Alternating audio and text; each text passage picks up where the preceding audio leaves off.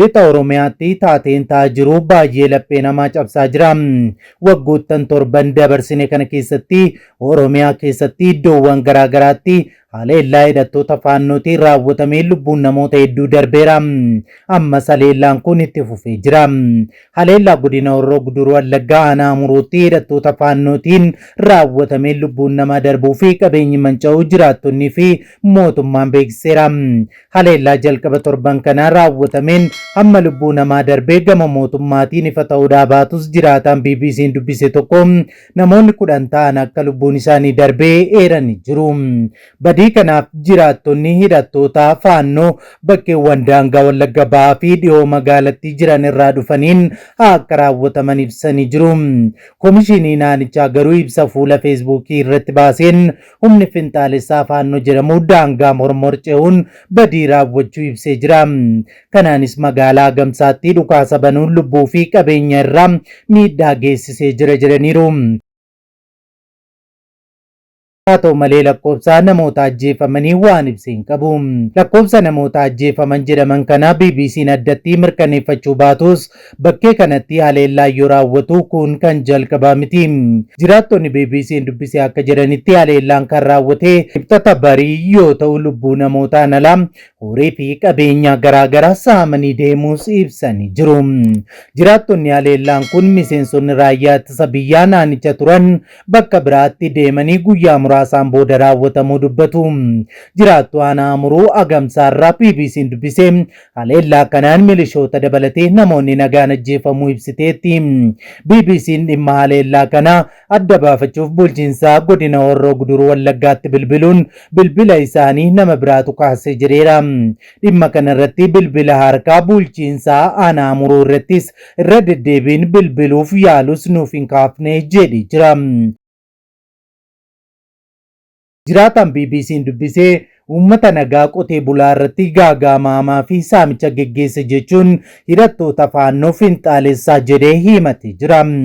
Meeshaa isaan qabatanis yoo ibsan meeshaa diishqaa, bireenii fi kilaashiidhaan uummata nagaa irratti saamicha horii raawwachuus dubbataniiru. Jiraattuun biraallee haalli jiru baay'ee ulfaataadha. Jarri warri faannoo kun halkan sa'aatii 11tti osoo namni hirriibaa hin ka'in dhufu jettees jirti.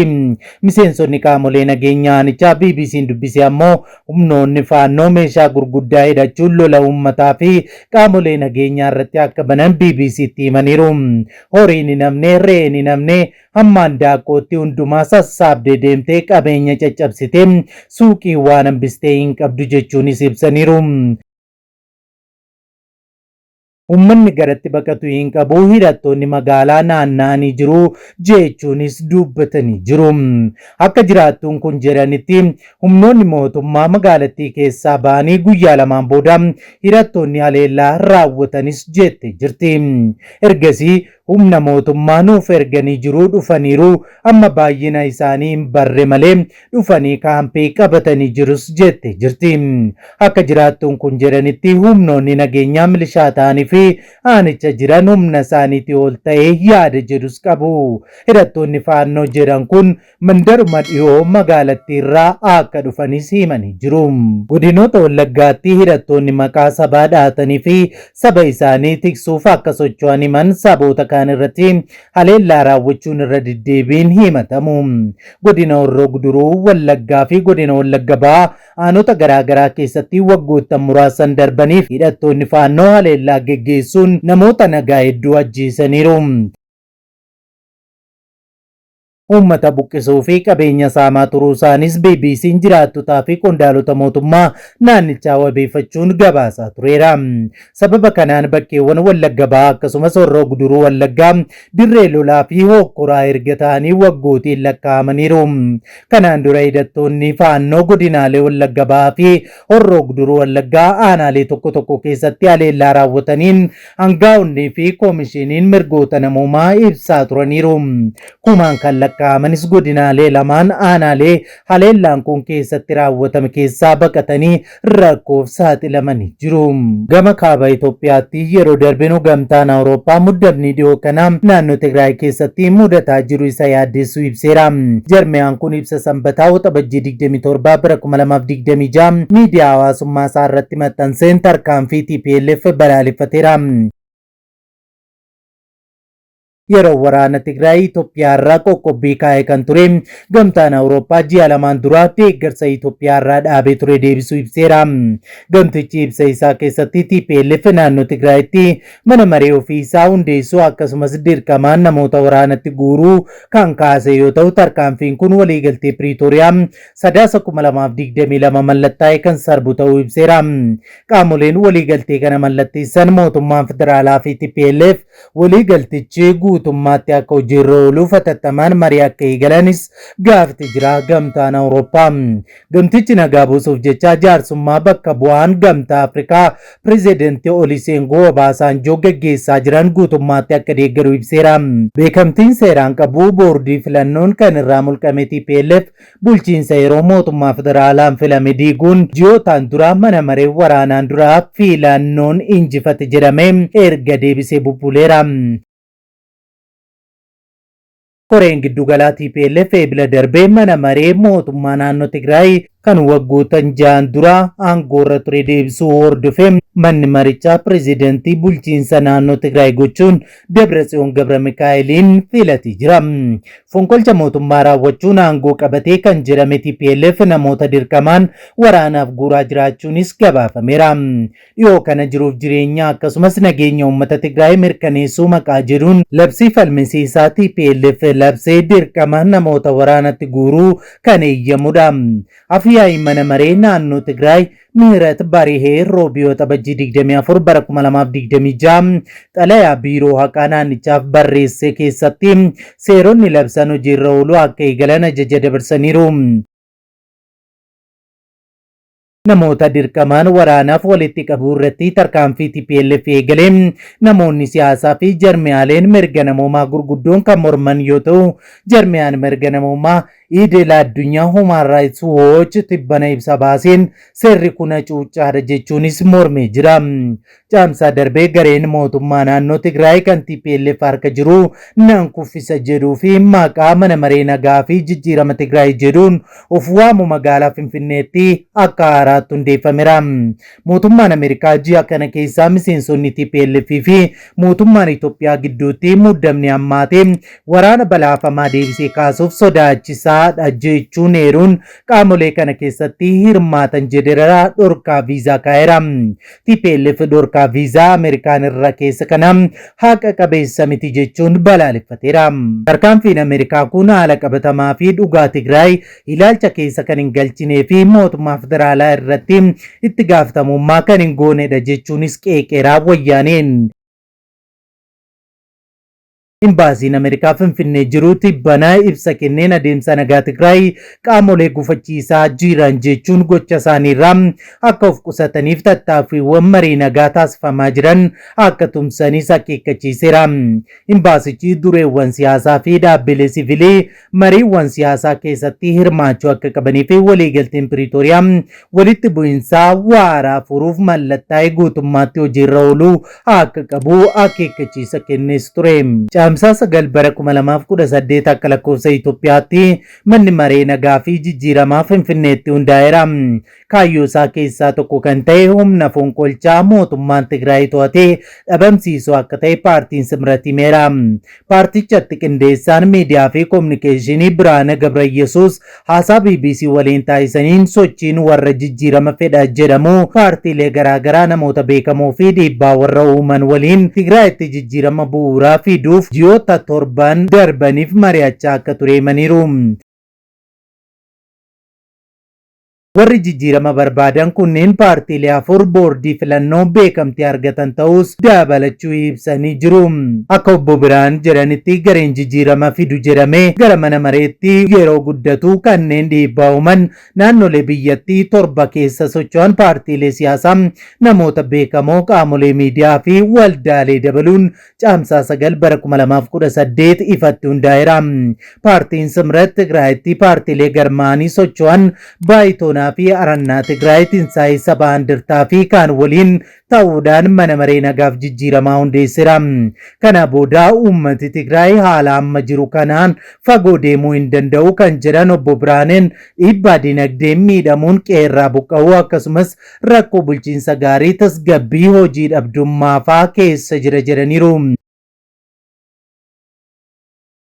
Manni maree ifatti hundeeffame kun yoo danda'ameef yeroo gabaabaa keessatti jijjiirama akka fidu ibsuudhaan humna fonqolchaan naannoo Tigraay deebisee to'ate garee TPLF Dabratsiyoon Gabra Mikaa'eliin hoogganamu aangoorraa akka buusu ibseera. Yoo ta'uudhaa baates yeroo dheeraa keessatti tarkaanfii karoorfate kan akka fudhatu himee jira. Kun kanaan yeroo jirutti manni maree kun gareen naannicha keessatti fonqolcha mootummaan aangoo qabatee yeroo gabaabaa keessatti gateetti uummata Tigraay irraa buusuun kaayyoo isaa akka ta'e ibseera. Sadarkaa lammataan ammoo gareen kun yeroo aangoo irraa ka'u hokkora hin barbaachifne keessa akka hin galleef hojiin nagaaf tasgabbii akka hojjetamu seeree jira. Kaayyoo sadaffaan mana maree kanaa sirna hundaa hammataa ta'e diriirsuudha jedhu obbo Biraan.